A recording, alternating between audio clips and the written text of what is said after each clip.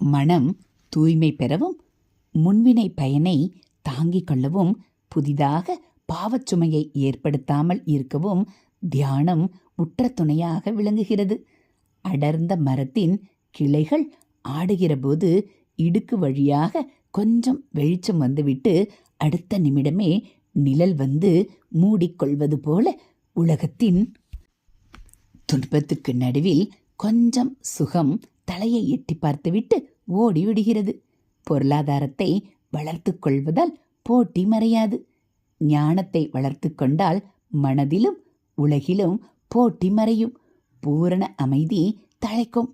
பாவம் செய்தவர்களை வெறுப்பதிலும் கோபப்படுவதிலும் பயனில்லை. அவர்களுடைய மனமும் நல்ல வழியில் திரும்பி நல்லவர்களாக வாழ வேண்டும் என்று இறைவனிடம் பிரார்த்திக்க வேண்டும். நம் தவறுகளை போக்கிக் கொள்ள இறைவனிடம்